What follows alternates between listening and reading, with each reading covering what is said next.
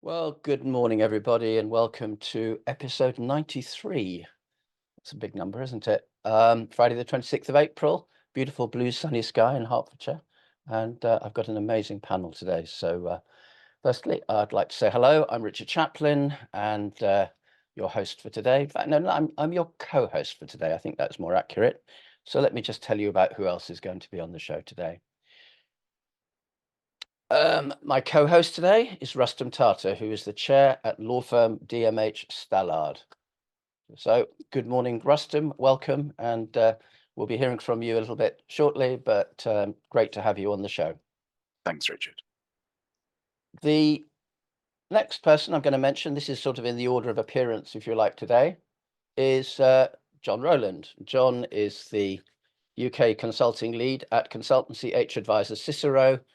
Cicero, most people will know, has been very much the leading political consultancy for a number of years, now part of a bigger organization. John drives the UK practice and is, I have always found, incredibly insightful and looking forward to what he has today on a fairly sort of turbulent period at the moment, I think, for a whole host of reasons. So welcome, John.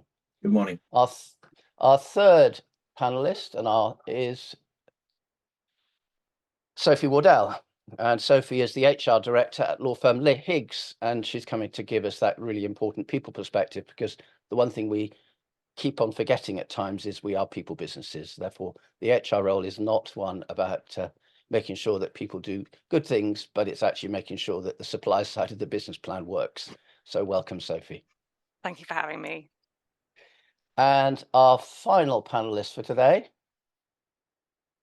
is Rod Meade. Rod is he says it's the finance director, the head of risk, and the chair of operations. So that sounds to me like a very key role. So congratulations on those three.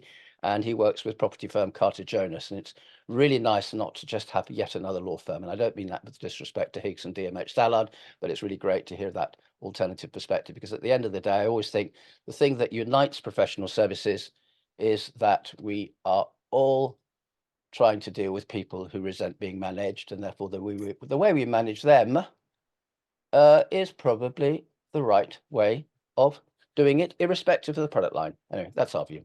So welcome to everybody, and it's going to be a really great panel, I'm sure. Before we go on to the panel session, what I just wanted to do is very quickly run you through a few forum news, just so at least you're aware. Today's show will be made into a video, well, 3 videos to be exact. John, we'll have one from John.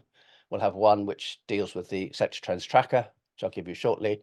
And then we'll have the panel session, or rather the overall show. So do watch those. Lots of people are. If you haven't checked out the new website, great opportunity, Managing Partner Forum, mpfglobal.com. Coaching is an area that is really important, and it's an area in which we find that a lot of frontline advisors know that they need to be better at it, but they're not necessarily sure how to be better at, particularly marketing. And all of the marketing people find themselves, therefore, wanting to coach fee earners, frontline advisors. And so our solution, which we're working on, we've come up with, is a mix of workshops, rehearsals, relevant content, and actual consultancy. So we'll be kind of letting you know how that all works, but we think that that's a really important area. Very few people I know who went to law school in order to become better marketers. They probably went to work for Procter & Gamble. And finally, just to bring you kind of looking ahead maybe, for the next retuning on the 31st of May, the Strategy and Marketing Research Panel, it's got 66 members. We'll get a few more, I'm sure, before then. And we're going to be hearing the findings of their first survey, which is really exciting. And there are other panels in formation. I think that's probably about enough from me now. So what I'm going to do, if I may, is pass the baton to my co-host, to Rustom, and invite him to introduce John Rowland, who's going to then talk us through the political briefing that is such an amazing part of this show. Over to you, Rustom. Thanks very much, Richard. Well, good morning. And as you say, we're going to go to John next. John's senior partner and UK consulting lead at Cicero. They're an award-winning public affairs firm of advisors. And I know that John's appeared previously on the retuning shows.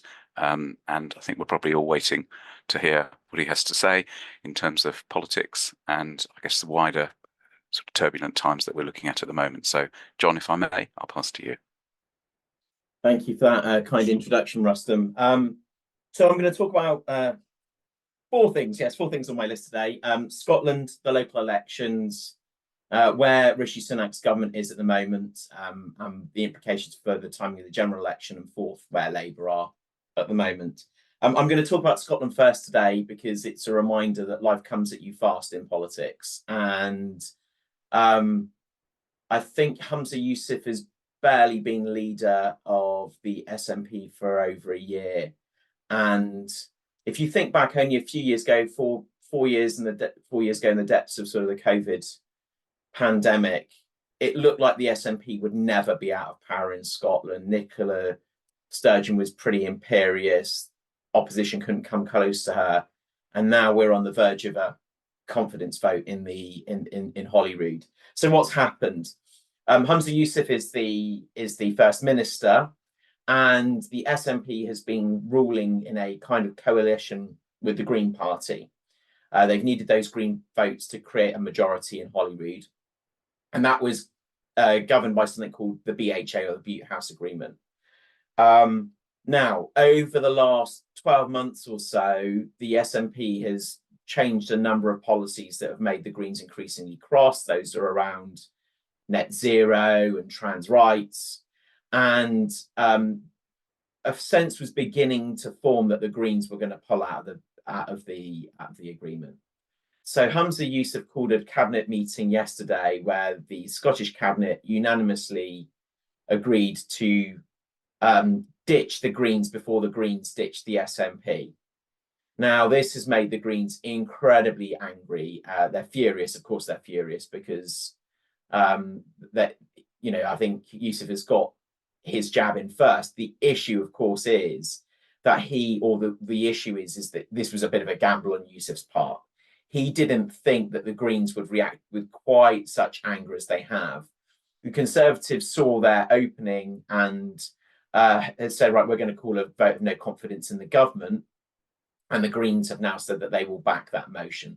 Labour will back that motion, which means because Holyrood is so exquisitely balanced that there is one MP, one MSP who holds the balance in this vote. And that is a former SNP MP called Ash Regan, who is now a member of ALBA, which is Alex Salmond's party. So when this goes to a vote next week, on Wednesday probably, and if Humza Yousaf makes it that long, because he might resign, the future of this government is in the hands of one MSP. So this is all unfolding over the next few days. It's quite fluid. It's quite dynamic. Some people have said that Yousaf has totally shot himself in the foot over this. But I guess what comes next, if the government, if the SNP loses this vote of confidence, it's not binding, but it's a huge challenge to the authority of the government, and it probably ends up in a Scottish election at some point in the not too distant future. If they manage to hold the line and ALBA comes in behind the SNP, they will extract a big price for that support. So it's quite interesting in Scotland at the moment. If there is an election, Labour look pretty strong. I think the Conservatives have pushed this confidence vote, but I think electorally they're slightly playing with fire, as Professor John Curtis, not Richard Curtis, that's another Curtis. Professor John Curtis says, the psychologist, not the romantic comedy writer, but they are playing with fire in this. This could go wrong for the Tories because they could end up losing a lot of seats in Holyrood. So that's Scotland. Very interesting, fast moving. And it wasn't this issue wasn't even on the radar last time I spoke about it. We knew there were problems in Scotland, but not of this proportion for the SNP. Second, local elections, two things. The date, 2nd of May, vote if you have a vote. London is going to the polls. Various boroughs and local authorities around the country are going to the polls. Don't forget your ID. You need voter ID. You need ID to vote now. That is a legal requirement, so don't forget your ID. The big ones to watch are the two Metro mayors in the West Midlands, Andy Street, Tory he's a Tory, and Ben Houchen up in Teesside. Both of those are quite strong bellwethers of how badly things are going for the Tories. If they hold, that will calm some nerves actually, because it will show that locally popular or candidates with local support can hold the line. despite the very bad backdrop for the Conservative Party. If those both go, particularly if Houchin goes, because he's got a much bigger majority, that will be very, very bad for the Tories. The Tories have got no ambitions in London whatsoever. Sadiq Khan is going to hold. And then there are a few other counties and boroughs which are worth keeping an eye on. Places like Dorset, where I grew up, which is Conservative. The county council there is Conservative, but barely. The Lib Dems will be targeting that to see if they can make inroads back into the southwest again. I think there are a number of councils up in the north which are Tory holds but narrow, and Labour will be targeting those. So that then leads me into where the government is at the moment. There is some speculation, and I think I might have talked about this last time, that if the local elections go particularly badly, we could end up in an accidental sort of confidence vote against Rishi Sunak. And the way this happens is that if Tory MPs are crossed, they can write a letter to the chairman of the 1922 committee and say, we've had enough of the leader, I want him gone. When they get to 50 of those letters, there then has to be a confidence vote. Now, 50 is not a tremendously large number, and it's always said that there are any one time 25 to 30 letters just sitting there, because there's always going to be 25, 30 letters against whoever it is that's the leader. So you could end up in a situation where you kind of trickle over 50 and then there has to be a confidence vote. That would happen very quickly. It would happen within days. And the expectation is that Rishi Sunak would survive this. But it doesn't look great, even if he survives it, that the leader is facing a confidence vote going into a general election campaign. It may not happen, but that's the thing to keep an eye on just in the day or two after the local elections. Rishi has had a couple of successes of sorts over the last few days. Firstly, the Rwanda bill finally got through Parliament. He's saying that he will get flights off the ground to Rwanda within 10 to 12 weeks, come what may. Now, we will see. And I think that he's had a lot riding on this. That for him, like, making good on Rwanda is a big part of showing that they can get immigration under control. And that's a big part of getting the reform vote down, which is sitting at about 10 to 12% at the moment. I think there are a number of commentators, and I would probably put myself in this bracket, who think that it's probably not going to make a great deal of difference at this stage. The polls are so there's such a strong sense of wanting a change, I think, that it's difficult that for the Tories to kind of change, or for Rishi Sunak to change their narrative on this. So even if he gets planes off to Rwanda, will it make any difference? And I'm slightly skeptical. The other thing that he's done is he's committed to 2.5% of GDP for defence spending. That is obviously something that will go down well with the Tory base, particularly in an uncertain world. Commitments to, make more artillery shells in the UK, which I think, strategically we have to do. There is a slight trap in this for Labour, because what the Conservatives can do now is start writing cheques in the next Parliament that Labour can't necessarily cash. It's easy to make commitments now, but it's likely to be a Labour government that will have to decide whether it follows through on them, including on Rwanda, for example. Like, would Labour say that they'll overturn the Rwanda policy, but will they really? Once they're in government, if they've been given that, is that something they'll do? And I think that's unclear at the moment. So Sunak is, certainly doing stuff, but I just wonder whether the public is particularly listening. The polls just don't seem to be moving at the moment, but maybe next time we're on the show, we can have a look back and see if those policy changes did make a difference. And then finally, just to talk about Labour, the policies are beginning to come now. You're seeing a change of gear towards general election mode, and we don't know when the general election is going to be. It's in Rishi Sunak's head. The central scenario is it's October or November, to either before or just after the US general election. Or if the wheels start falling off, it could be called as a snap election earlier in June or July. It won't happen over August because that's the summer holidays, and it won't happen during October half-term holidays. Elections don't happen during school holidays. They just don't happen then. So yeah, Labour are gearing up. And you're beginning to see stuff like the announcement yesterday on nationalisation of rail. So it's interesting that maybe when Corbyn was in charge, these nationalisation policies the Tories went at, there was, a big debate in the newspapers about, socialism and, nationalisation of everything that moves. But the world has changed so much since the 2019 and even the 2017 election.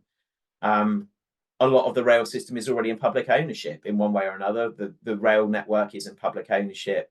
Lots of the rail franchises are basically in government control at the moment. So I think the kind of centre ground, the Overton window on all of these policies has changed, and they have moved in Labour's favour on a lot of these issues. So with that said, Labour is still being very risk averse. I've used the analogy of the Ming vase. Keir Starmer's holding this Ming vase. He doesn't want to drop it. He's 22 points ahead. I still don't think they can quite believe it. They think something's going to go wrong.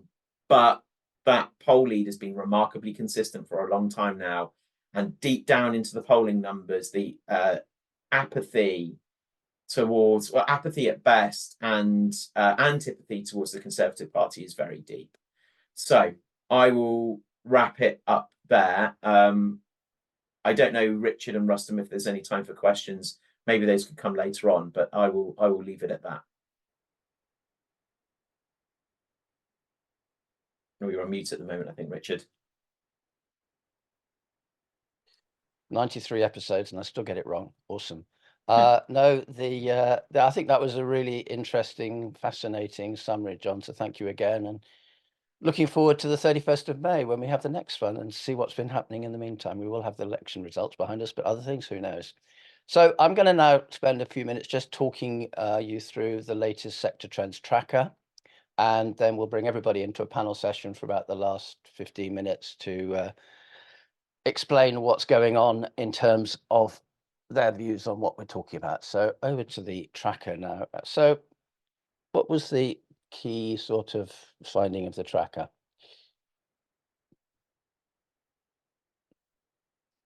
The first thing I wanted to say was it was completed by 100% of the members of the panel. Everyone says, wow, it's not possible, but it is indeed the case. So would you like, that's really important. So the second one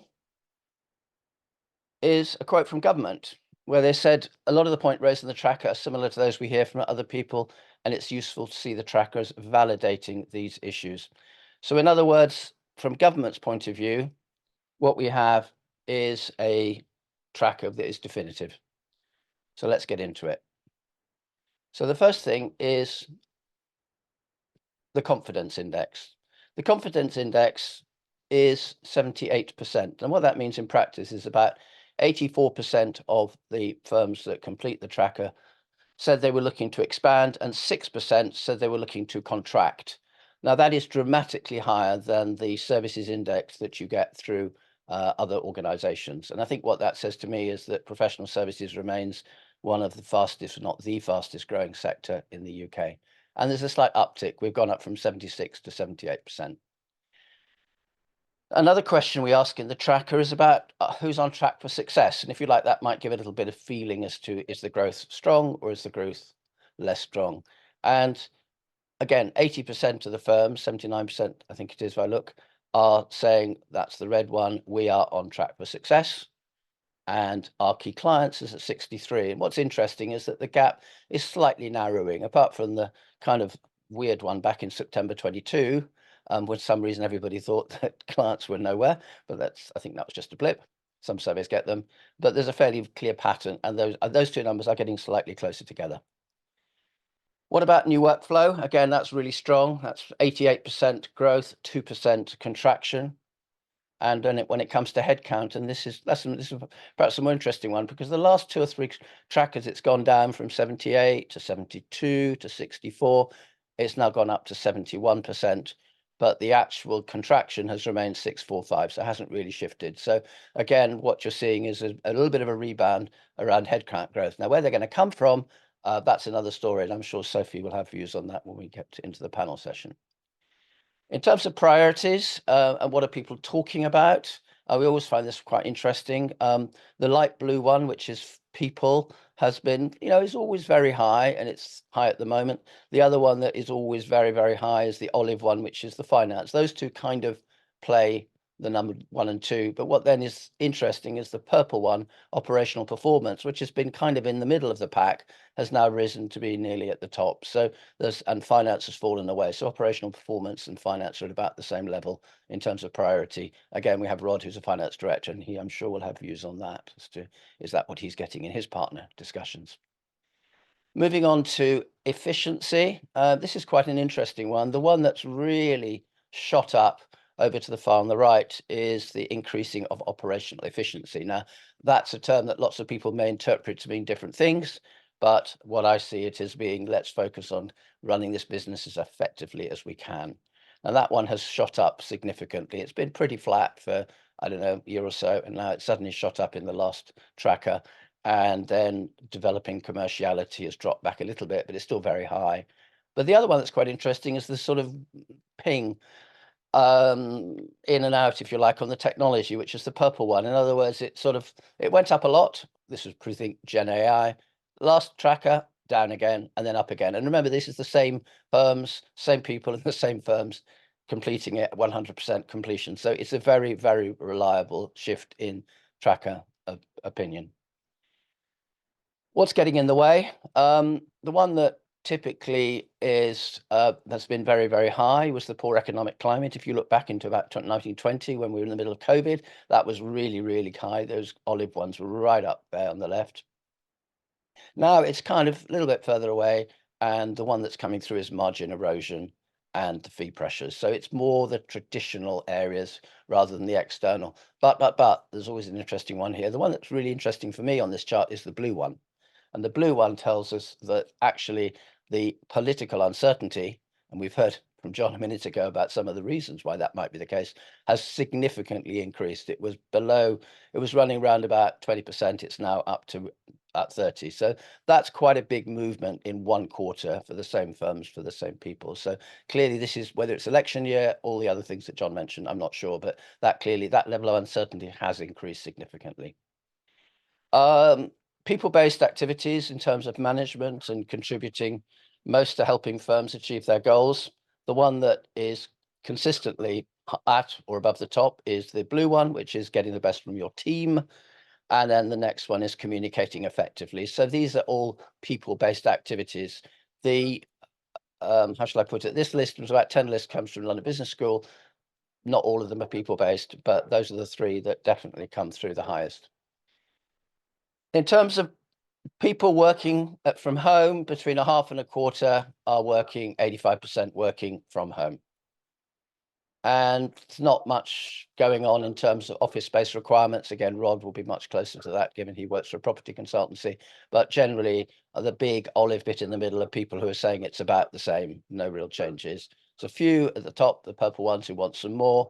And then there's a little bit less who want in the sort of the, I'm not very good at colors, the sort of brownie and blue is the people who want either 10% or 20% less. Interesting, if you look at blue, which is 20% less, and you go back to 2020, that was about 50%. So things have changed, settled, if you like. And only 18% of firms are reporting increased productivity from remote working. And we were having a chat in the green room about this and the extent to which, if you did a survey, half the people would say they're in favor of remote working, and the other half would say, no, we want everybody back in the office. I sense that one is just going to be an ongoing problem or issue for as long as one can remember. So let's just run through what I've just gone through so that you can basically do this. So uptick in competence levels, and that's true across activity levels, across the new workflow, and across headcount. The gap is narrowing between firms and key clients over the extent on track for success. That's, I think, I'll be tracking that one. It's quite interesting because if you recall, we're okay, but our clients are struggling isn't a very good place to make money in the longer term. People in the firm as an employer, that's carrying more weight during the partner discussions, for finance falling away a bit. Operational efficiency has materially increased in priority, and tech has kind of rebounded in terms of priority. And remember, it's just the top 3 that people can score. The economic climate fallen back as a bit as a constraint, but there's a big increase in political uncertainty. People-based activities are seen to be contributing most to achieving people's goals. That probably won't be surprising. Equally, 85% of people, I think it was 88 last quarter, says no real difference, are working between a half and a quarter of their time from home. Somebody says, oh, you should do it in terms of days. And I said, no, you should average it. Otherwise, it doesn't really mean a whole lot. Few firms are looking to alter their office space requirements. And finally, only 18% of firms are reporting increased productivity from remote working. So that's probably enough from me. So let's go back to moving into our panel session. And what I'd like to do at this stage is to invite Rustom, if you'd like to ask a question to our panelists. Over to you. Yeah, thanks very much, Richard, and obviously thanks, John, for your insight as well earlier on. I'm sure the one thing we can all agree on is the political uncertainty.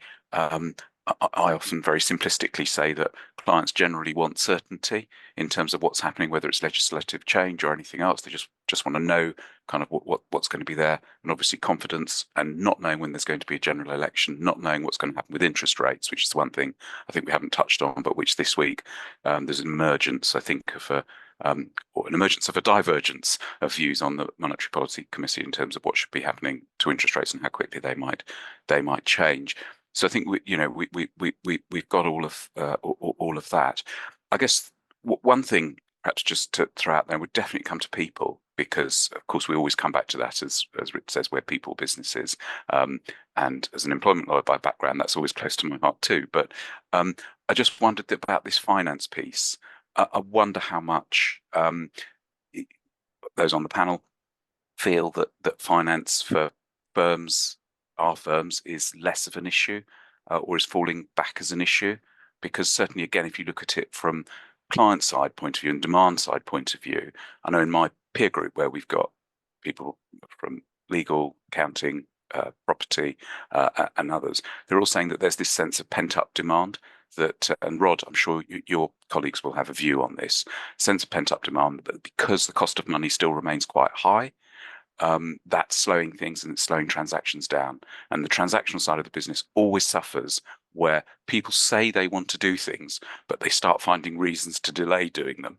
So any project takes longer. So you scope it and you price it on the basis of a series of assumptions. So, Rod, if I can come to you first of all on this point about the importance of finance, and then maybe Sophie and others. Thank you. It's interesting looking at the survey because, as you say, my firm is at the heart very much the property world.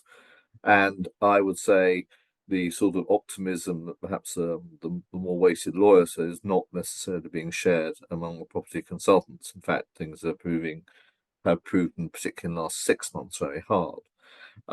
Combination of facts, you're absolutely right. There is probably one of the most difficult periods as far as transaction, be it commercial property particularly, but also residential development we've seen for many years. In fact, there is a lot of talk about doing things.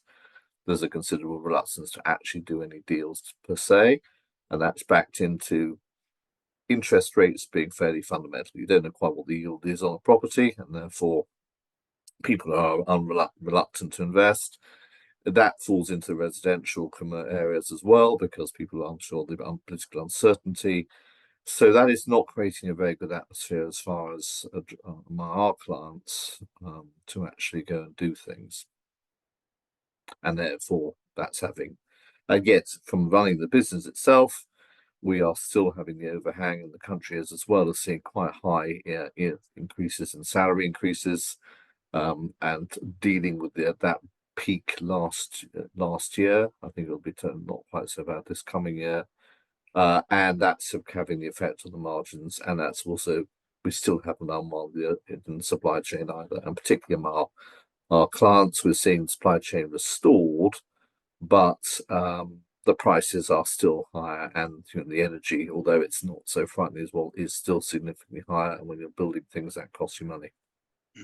Thank you, Rod. So thanks. Sorry, okay, Richard. Maybe no, it's fine.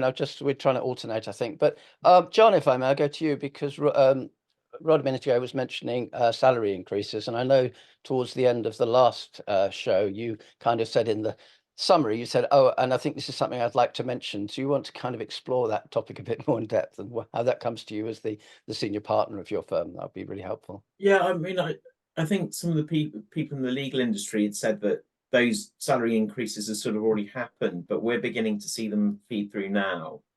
And as we've got staff turnover, we're just having to replace people at with higher expectations, particularly at the junior level. And I think that's completely reasonable because it's expensive to live in London, and most of our people are in London. So it's not an unreasonable thing, but it's a real challenge to us because our comp ratio in our business, we keep a really strong eye on comp ratio, has been pushed up across the whole of Havas actually, but particularly sharply for us, because we need good people. We can't run our business without good people. So we're just having to spend sometimes 20 to 25% more on their opening salaries. And of course that then washes through the whole of our structure. So it's just a challenge we're having to manage. And our fees need to catch up. And perhaps could I bring you into here, Sophie, as well, just wearing your people hat and just sort of having reflected on increased prices and some of the topics that were emerged from the tracker. If you'd like to give us a sort of more of an HR perspective and how that resonates with you, that'd be great.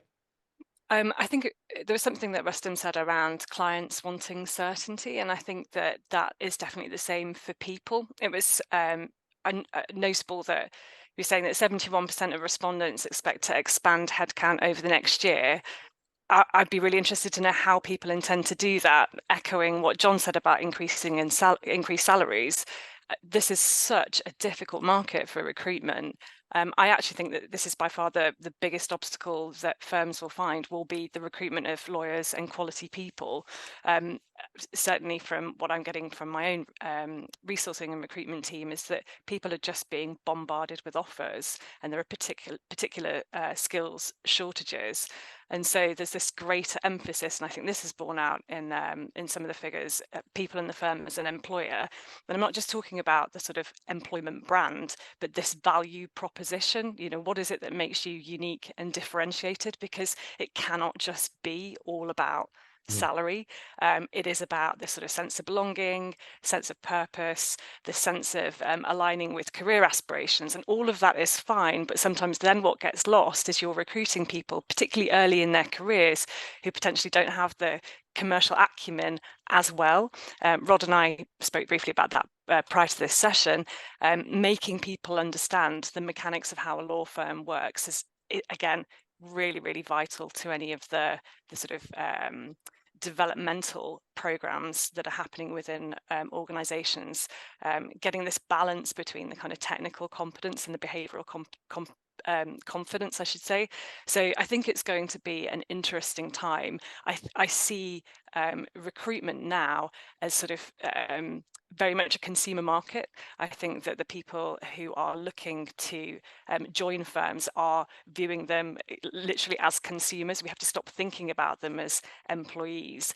And that plays into some of the conversations we've had around hybrid working and hybridity, because there's a dichotomy between, well, actually we'll be more productive if everybody came back to the office, but me as a consumer, well, I don't want to do that. I want to be at home, or I want to have that, reserve the right to have the flexibility. And that sort of dissonance between those two views is difficult. And so we rely on paying more money because the other things probably take a longer time to come to fruition. Great. Over to you, Rustom, for another question. How about? Thanks, Richard. Well, it's just sort of developing this really. I mean, just looking at the tracker, the lack of skill or talent as being the close to the key. Well, it was the key constraining area. The key constraint. Second half of 2021 and into 2022, and I think maybe again there's nuance by sector, because from memory there was certainly a period when the larger accounting firms were just tearing their hair out because we kept talking about great resignation and all of that, if you remember, in COVID, and weren't able to find the people. And so I know obviously many of them have outsourced and overseas operations, and even there they were struggling, just saying, we just got too much work, turning it away. Obviously some of them proactively managing their book of clients. My impression in legal firms, certainly among the sort of mid and larger firms, was actually they largely hung on to their talent, even though they knew there was going to be a slowdown in the transactional areas. And so I think then we have seen that slight softening of pay over time. But I again just wondered, Sophie, John, and Rod, in your impression, just sort of looking across other sectors of professional service firms where you kind of have other contacts. I mean, What's the sense? Yeah. For my own, is that I would say that, like everyone else, we saw this huge impact of post-COVID and people wanting to change, and massive amount of turnover staff. That has definitely calmed down significantly in the last 12 months. We have, like everyone else, yes, when you're replacing someone expensive, we have on the whole retained our staff. We haven't seen a huge amount of unusual on turnover, but where we are not recruiting, and I don't think my sector is recruiting. In fact, it's been cutting back because of the transaction impact, putting those teams falling back. But then the non-transactional sort of core business, we're still busy, particularly funding for our like infrastructure. So yeah, I would say it's calmed down, and that will calm down on salaries as well in the next 12 months in the era I'm looking at. John, would you have a view? Talent is not an issue if you're prepared to pay for it. That's the way I would characterize what's going on in our market. So there's not lots of good candidates, but the good ones are commanding higher salaries. Yeah. That's how I characterize what we're seeing. Thank you. Sophie? No, I would absolutely echo that. I think people's heads will always be turned, and I think the challenges, and I think I said it earlier, a really strong candidate with the skill set you desperately want will have other offers as well. And I'm not this kind of war for talent, we always talk about it like it's a new thing, and I don't believe that it is at all, but it's this there is this constant sense that the good people will always be sought, and I think that often means that businesses take their eye off the investment they should be making in creating their own, and that's partly because there is that lag, and I think I think that is set to continue, and I personally don't believe that this is a plateau. I think that for certain specific practice areas, it will continue to balloon. I suppose the other thing is whether the person who just wants the highest salary or his head is turned by that, are they necessarily buying into you as an employer, whether your brand or anything else? Sorry, Richard. No, it's fine. I was just thinking it might be interesting to explore the whole area of growth and uncertainty a little bit, in the sense that one of the things that's come out is, I think, political uncertainty, but how confident are firms about what the future looks like in 2-3 years' time? I remember at the beginning of the pandemic talking to some of your peers, Rod, who said that their planning horizon was about 3 weeks. But I think that's changed somewhat. So starting with you, looking at the whole issue of strategy and certainty, and how predictable do you see the future, given all the various issues we've talked about today? Well, listening to John, as he knows, I was saying our current world is becoming more and more unpredictable. If you told me at my beginning of my career, I would see the worst financial crash in 60 years, followed by a pandemic, followed by a war in Europe, I would have thought you'd gone mad. But that is what, and I don't see the world getting any easier in that respect. In fact, we know that, hence the arms. So that obviously has makes it difficult to plan. We do 5-year plans. I think it's important always to have a strategy to look forward. People need it to, as you say, people want certainty. Clients want certainty, know who on earth you are and what you're planning to do. What you need to do is have flexibility to cope with it. Currently, it's actually just making sure operational efficiency, cost effectiveness, getting the right people, etc., is more key. You just have less room to make a mistake at the moment. John, do you want to add to that?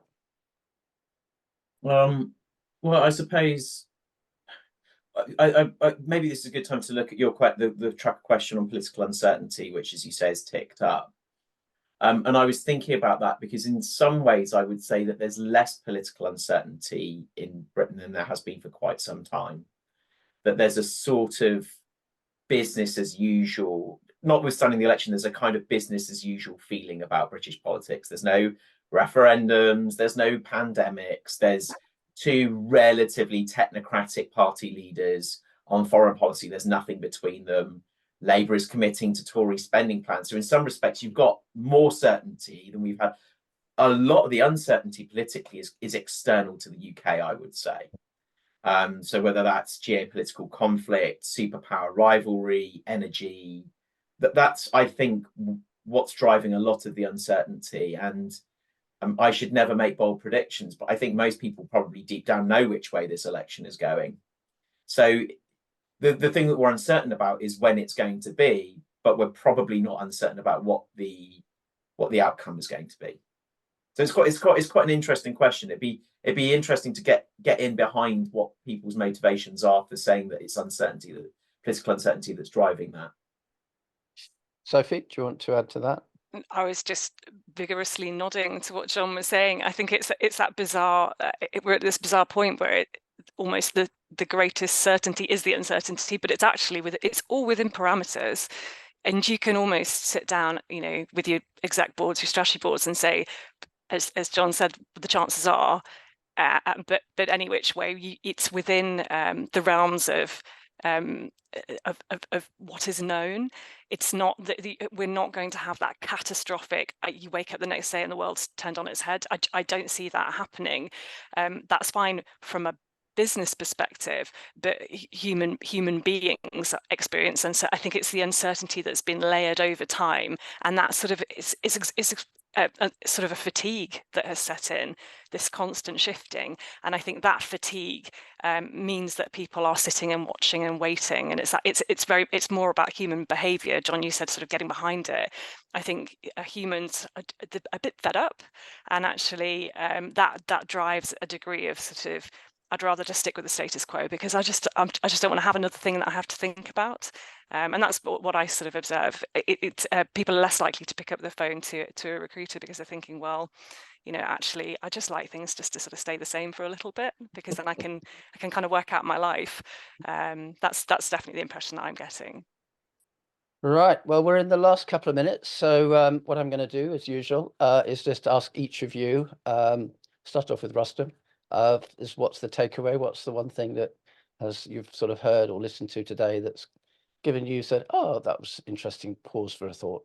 Over to you first. Just short time. Yeah, no, so very quickly, just on the, back in the office, and apparently some saying this, this strong dichotomy between perhaps what leaders want and what individuals want. I suspect there's lots of different flavors even within that. Excellent. John, what's your final thought for today? Well, I thought the discussion was really interesting, so I could have picked any of those. I think that the focus amongst partners on operational efficiency ticking up, I think is quite interesting, because that reflects what's going on in our firm, that lots of things have changed and now we're trying to get the best out of what we've got. I think that's interesting, because that echoes what we're seeing, I think. Rod, your final thought? I think I'd echo what the other panel members have said. I think it's interesting seeing which is linked to top priority increasing commerciality of our people. I think actually that's quite a big weakness in professional services. They're trained to be technically brilliant for their clients, but they're not necessarily focused from the early stage on how do I make money out of it. But that would be a finance director, wouldn't it? Yeah, I remember years ago I made the mistake of calling McKinsey a business, and they said, no, we are a firm. Yeah, exactly. Sophie, over to you for your final thought. My final thought is probably something that we didn't pick up on very much, which was around getting the best from the team as a key management activity that is seen as contributing to goals. I'd be really interested to see, perhaps in the next report, what do we mean getting the best from the team, what as a business priority? And I wonder if it links to what Rob was saying around actually growing the margins and making sure that we're sort of safeguarding for the future. That would be one of my key takeaways. Right. Well, I think that list came from Julian Birkinshaw, who's a partner at London Business School, who I know quite well. So I'll ask him and we'll find a paper that sets it all out, how that, and I'll send it Fantastic. to you, Sophie. Thank Okay, you. can I thank all of you? Wonderful panel. Let me just go for gallery view. Great. So can I thank our wonderful panel for today? I think you've really taken what was coming from the tracker and you've really explored some of the more important issues. John, thank you as always for your political insights, invaluable. We get to see it all the time. It's great to have somebody who can actually put it in some sort of perspective. So thank you for that. And thank you to my co-host Rustom for your excellent questions, because I think we've all benefited from that as well. So I'll leave you in peace and look forward to hopefully seeing many more of you on the 31st of May, which is happening, which is the next edition of Retuning Your Show. And for now, bye for now, everybody. Bye. Bye.